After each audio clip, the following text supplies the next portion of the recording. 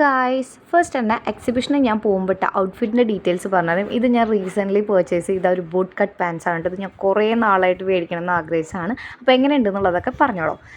എക്സിബിഷന് പോയപ്പോൾ ഞാൻ എന്തൊക്കെ വാങ്ങി എന്നുള്ളതിൻ്റെ ഒരു വീഡിയോ ആണ് ഇട്ടത്. ഇപ്പോൾ ഫസ്റ്റ് തന്നെ ഞാൻ ഈ ഒരു സ്കേർട്ട് എടുത്തിട്ടുണ്ടായിരുന്നു. ഈ ഒരു ടോപ്പിൽ കൂടെ നല്ല അടിപൊളിയായിട്ട് പെയറാവും. പിന്നെ ഇക്കച്ചി കൊലാപ്പൂരിൻ്റെ ഒരു ചെരുപ്പ് മേടിച്ചിട്ടുണ്ടായിരുന്നു. ഞങ്ങൾ എല്ലാ വർഷവും ഞങ്ങൾ അവിടെ കയറും, എന്നിട്ട് മേടിക്കാണ്ട് ഇങ്ങോട്ട് പോരാണ്. ഈ വട്ടം കണ്ണടച്ചങ്ങോട്ട് മേടിച്ചു. പിന്നെ ചെറുക്കന്മാർക്ക് രണ്ടുപേർക്കും തൊപ്പി മേടിച്ചിട്ടുണ്ടായിരുന്നു. വേദുവിൻ്റെ തലയിലുണ്ട്, ഇത് നേതുട്ടിയുടെയാണ്. ഇങ്ങനെ ബൈക്കിലൊക്കെ കൊണ്ടുപോകുമ്പോൾ ഇടിപ്പിക്കാമെന്ന് ഇരുത്തിയിട്ടാണ്. പിന്നെ ഈ ഒരു സാധനം ഇതെല്ലാ വട്ടം മേടിക്കും, അടുത്ത വർഷം ആകുമ്പോഴേക്കും ഇത് കാണാണ്ട് പോവും, അപ്പോൾ പുതിയത് മേടിക്കാം. പിന്നെ ഇത് ഇങ്ങനെ കൈക്ക് പവറൊക്കെ വരാൻ വേണ്ടിയിട്ട് എന്തോ എക്സസൈസ് ചെയ്യുന്ന എന്തോ ഒരു സാധനമാണ്. പിന്നെ ഇത് നേതൂട്ടിയുടെ വാച്ചാണ്. പണ്ടത്തെ ഒരു നെസ്റ്റ് അടിച്ച് വാങ്ങി കൊടുത്തതാണ് ചേച്ചി. പിന്നെ വേദുവിന് ഇങ്ങനെ കുറച്ച് ബുക്സ്, സ്റ്റോറീസിൻ്റെ ബുക്സ്, എനിക്കൊരു 2 ബുക്ക് മേടിച്ചു.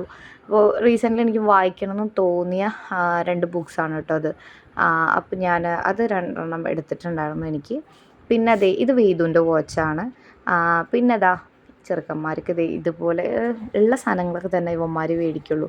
എൻ്റെ മോൻ പ്രത്യേകിച്ച് തോക്ക്, എത്ര തരം തോക്ക് കിട്ടിയാലും എൻ്റെ മോനും മതിയാവില്ല. വീണ്ടും പോയി തോക്കെടുത്തുകൊണ്ട് വന്നിട്ടുണ്ട്.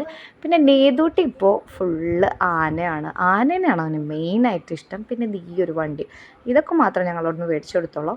പിന്നെ നേരെ ഇക്കിച്ച് മേടിച്ച അച്ചാറുകളാണ്. ഒരാവശ്യമില്ലാതെ കുറേ വെളുത്തുള്ളി അച്ചാർ, പിന്നെ അങ്ങനെ മണിയായിട്ടുള്ള കുഞ്ഞു മാങ്ങൻ്റെ അച്ചാർ, പിന്നെ നാരങ്ങ പച്ചമുളകൊക്കെ ആയിട്ടുള്ള ഒരു അച്ചാർ.